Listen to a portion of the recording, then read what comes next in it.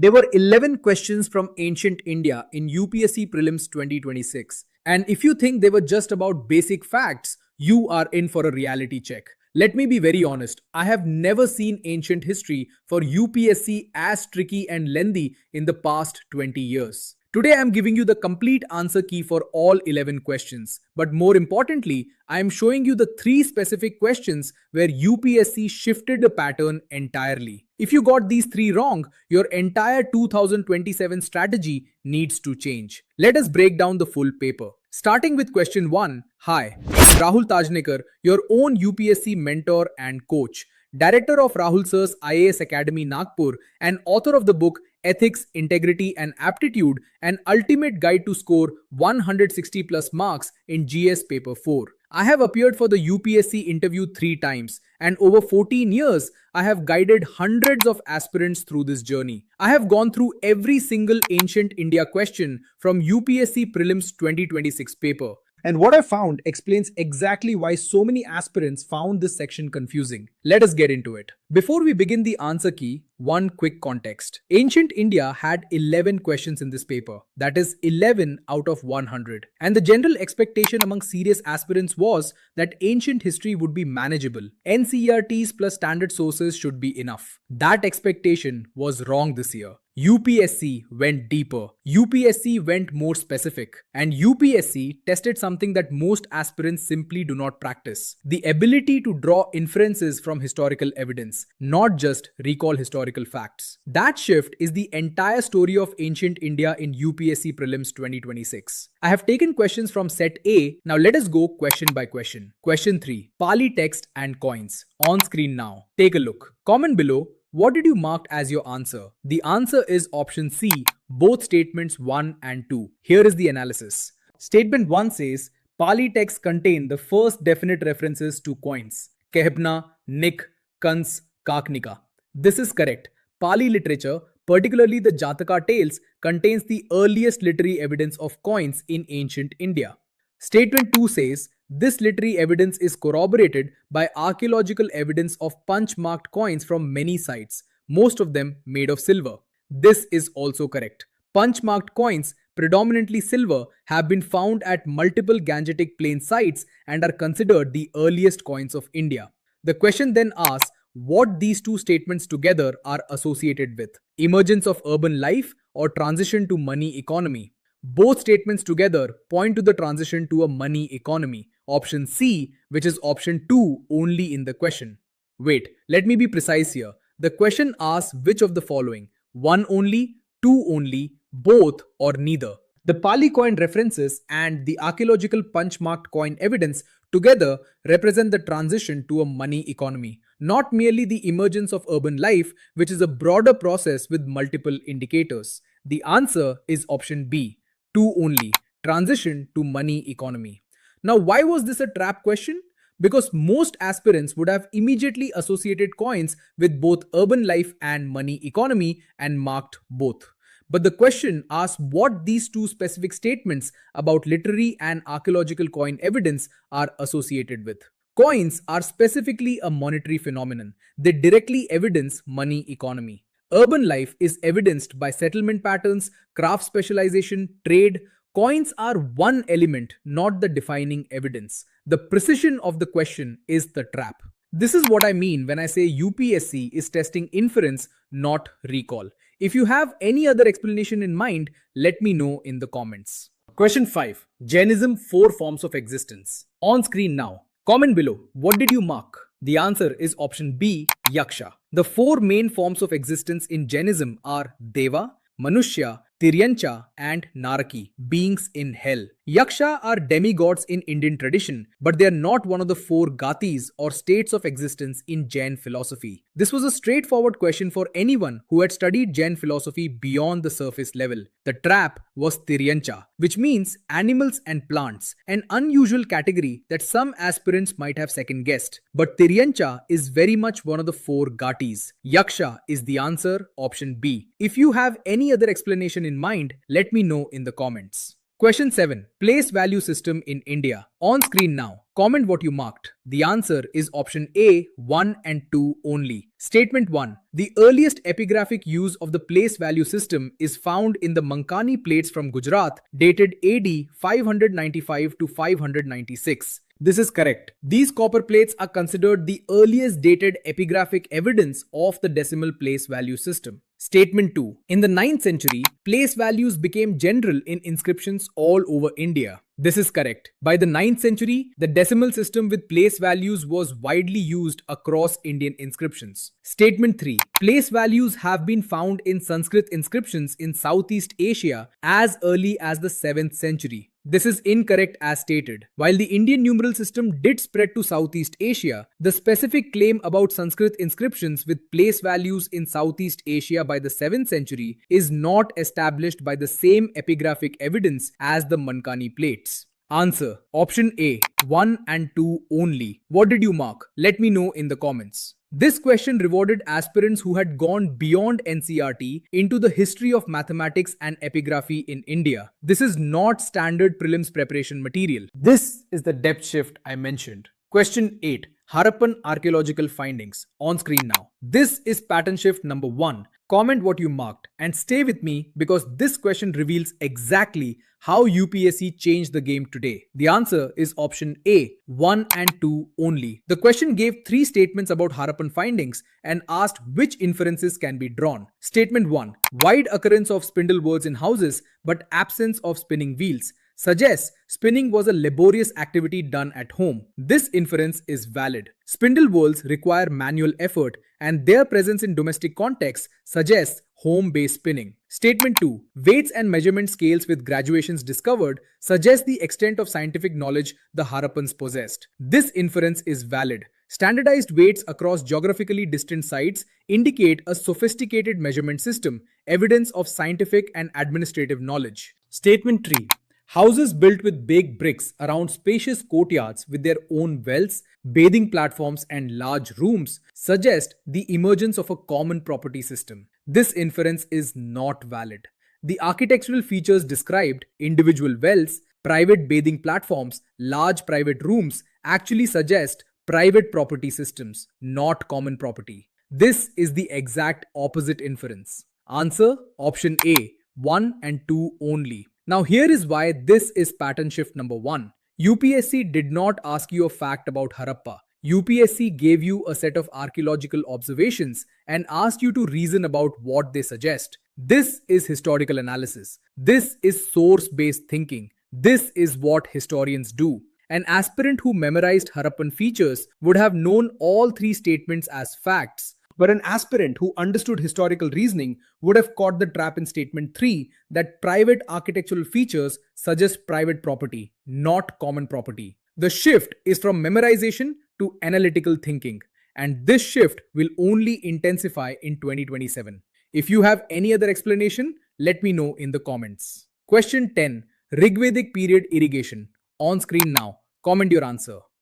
The answer is option A, 1 and 2 only. The question gave 2 statements about Rigvedic irrigation, that wells allowed agriculture to expand away from floodplains and that drought animal power was used to draw water. It then asked which of 3 pieces of information support these statements. Statement 1. Evidence in the Rigveda of the use of Ashma Chakra, stone pulley wheel and ahava, strapped wooden pails to draw up water. This supports statement 2 directly.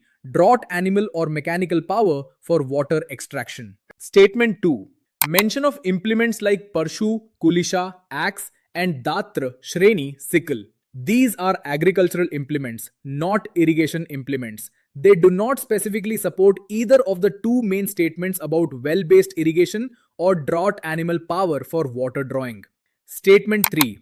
History of use of ox for ploughing the land and pulling carts before the Rigveda. This supports the use of drought animal power, but the statement specifically says before the Rigveda, which is the wrong time frame for supporting Rigvedic practices. Answer, 1 and 2 only. But actually, let me correct this. Statement 1 directly supports statement 2 about drought animal power. Statement 3 also partially supports drought animal use, but the temporal issue with before the Rigveda makes it ambiguous. Statement 2 about axes and sickles supports agriculture broadly but not the specific irrigation focus. The most defensible answer based on the question's specific framing is option A, 1 and 2 only. This can be a bit controversial, so if you have any other logic, do let me know in the comments. I answer all of them. Question 11. Pleistocene period river assertion. On screen now, comment below. The answer is option D, 3 only. The assertion states that in the Pleistocene period, either the Yamuna once flowed into the Indus or the Satluj flowed into the Yamuna, and one major tributary shifted from the Ganga to the Indus or vice versa. The question asks which of three pieces of evidence support this assertion. Statement 1. The Nadi Sukta of the Rigveda. The Rigveda mentions rivers but does not provide geological evidence of river course changes. This is literary evidence, not geological basis for a Pleistocene river shift claim. Statement 2. The explorations of the Satluj and Yamuna by Robert Bruce Foote. Robert Bruce Foote was a geologist and archaeologist, but his work was primarily in South India, focused on Paleolithic finds. He is not associated with Satluj-Yamuna explorations. Statement 3. The presence of the same species of dolphins in both the Indus and Ganga river systems. This is the strongest evidence. The presence of the same dolphin species, the South Asian river dolphin, in both the Indus and Ganga systems suggests that these river systems were once connected, supporting the theory of river course shifts in the Pleistocene. Answer: option D, 3 only. This is pattern shift number 2. UPSC asked about Pleistocene period paleogeography, the ancient geography of river courses, a topic that sits at the intersection of physical geography and ancient history. This is interdisciplinary. This is not a topic covered clearly in any standard book. An aspirant who thinks of ancient history as kings and dynasties would have had no framework for this question at all. An aspirant who thinks of ancient history as the story of India's land, its rivers, its civilizations, and how they evolved would have approached this question with more confidence. This question consumed a lot of time to figure out. If you have any other explanation, do let me know in the comments. Question 12. Empty seat in early Buddhist iconography. On screen now, comment your answer. The answer is option D, the Buddha's Mahabhinishkramana, the Great Renunciation. In early Buddhist art, the aniconic phase, the Buddha was not depicted in human form. His presence was symbolized through objects. The Bodhi tree represented enlightenment, the Dhamma Chakra represented the first sermon at Sarnath, the footprints represented his presence, and the empty seat or throne represented the Mahabhinishkramana, the moment he left the palace, the act of renunciation. The empty seat is a symbol of departure, the absence that signifies the journey that began everything. The options included meditation, first sermon, Mahaparinibbana, and Mahabhinishkramana. Meditation is represented by the Bodhi tree. First sermon is represented by the Dhamma Chakra. Mahaparinibbana, the passing away, is represented by the Stupa. The empty seat, Mahabhinishkramana. Answer: option D.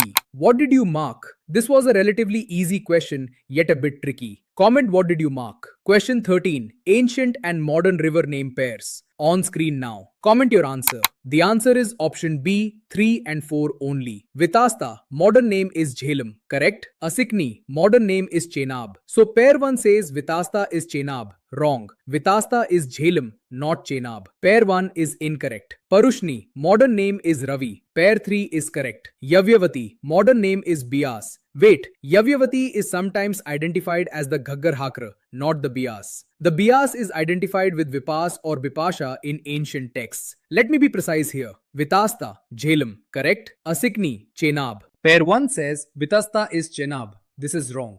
Pair 2 says Asikni is Jhelum. This is also wrong. Asikni is Chenab. Parushni, Ravi, correct? Yavyavati, Bias is debated. The more commonly accepted identification is that Yavyavati is Ghaggar while Bias is Vipas. The safest defensible answer based on established identifications is option B, 3 and 4 only if Yavyavati Bias is accepted, or option C, 3 only if only Parushni Ravi is accepted as unambiguous. This is one of the genuinely controversial questions in this paper. Most answer keys from coaching institutes will settle on option B, 3 and 4 only. But I want you to notice something. UPSC asked about ancient river names and their modern equivalents, a topic that sits at the intersection of ancient history, geography, and Vedic literature. That interdisciplinary nature is deliberate. UPSC is getting obsessed with the geography of ancient India. Last year also, it asked a question on rivers and Mahajanpadas. So hope this year you marked the correct answer. Let me know in the comments what you marked. Question 14. Amravati Stupa. On screen now, comment your answer. The answer is option B, 1 and 3 only. Statement 1. It was located in the lower Krishna Valley. Correct. Amravati is located in present-day Andhra Pradesh in the lower Krishna Valley.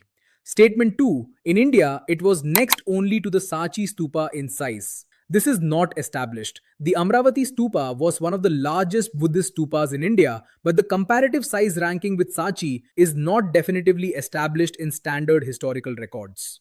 Statement 3. The Amravati school of sculpture made a lasting impact on later South Indian sculpture, and its products were carried to Sri Lanka and Southeast Asia. Correct. The Amravati style, characterized by dynamic figures, narrative panels, and decorative borders, significantly influenced Buddhist art across South and Southeast Asia and Sri Lanka.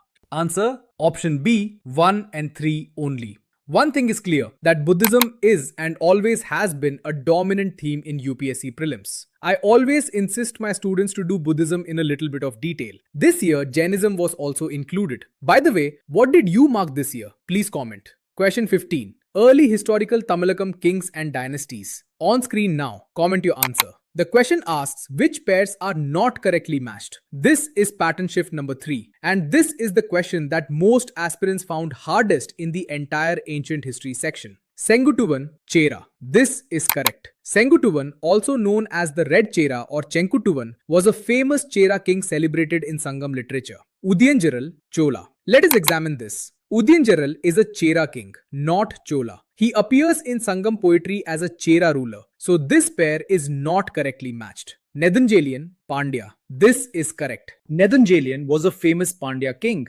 celebrated in Sangam poetry, particularly associated with the Battle of Talaya Langanam. So the not correctly matched pair is pair 2. Udyanjaral is Chera, not Chola. The answer is option B, 2 only. Now why is this pattern shift number 3? Because Sangam literature and the early historical Tamilakam kings are specialized knowledge. These are not names that appear in standard NCERTs. The 3 Sangam dynasties, Chera, Chola, Pandya, are covered broadly. But the specific kings, Sengutuvan, Udyanjaral, Nedunjalian, and their correct dynasty attribution, this requires reading Tamil history sources like the Tamil Nadu history textbooks, Sangam poetry references, or advanced ancient history books. An aspirant whose preparation stopped at standard sources would not have known that Udyanjaral was Chera and not Chola. This question directly tells every 2027 aspirant Tamil history and Sangam literature is no longer optional reading. Again, a question from one of the dominant themes of UPSC Prelims. Sangam literature is an integral part of Indian culture. Questions are regularly asked from this part. Again, this is always stressed by me to the students. So, what did you mark in this question? Let me know in the comments. Question 20. Kshetra Patni term. On screen now, comment your answer. The answer is option B, Atharvaved. The term Kshetrapatni, meaning mistress of the field, is found in the Atharvaved. It relates to agricultural rituals and the personification of the field as a feminine divine entity. The Rigveda is primarily concerned with hymns to deities of nature, Agni, Indra, Varuna. The Ashtadhyayi is Panini's grammar text, not a Vedic text in the ritual sense. The Arthashastra is Kautilya's treatise on statecraft. The Atharvaveda, with its focus on domestic rituals, charms, agricultural practices, and everyday life, is the natural home of a term like Kshetrapatni. Answer option B, Atharvaved. This question appears to be MA history level, but it is not. If you had done NCERT thoroughly and understood the basics of Vedas, then you would have definitely answered the question. So finally, what was your answer? Let me know in the comments. Now let me bring the full ancient India analysis together.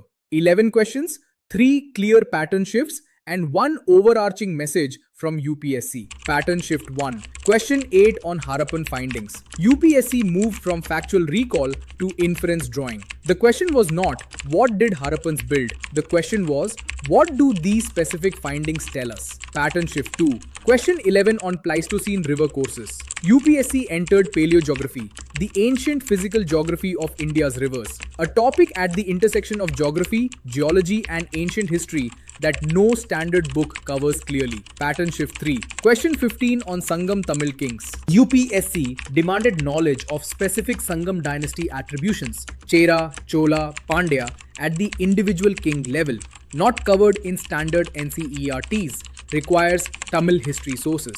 These three questions together send one clear message. Ancient history in UPSC is no longer a straightforward NCERT subject. It is becoming a subject that rewards interdisciplinary thinking, source diversity, and analytical reasoning. For 2027 aspirants, this means four things. 1. Read the Tamil Nadu history textbooks class 11 and 12. They cover South Indian history at the depth UPSC now demands. 2. Practice inference drawing from historical evidence. Do not just memorize facts. Ask what each fact suggests about society, economy, and administration. 3. Study ancient Indian geography, river systems, their ancient names, their Pleistocene courses, their civilizational significance. History and geography cannot be separated in UPSC preparation. 4.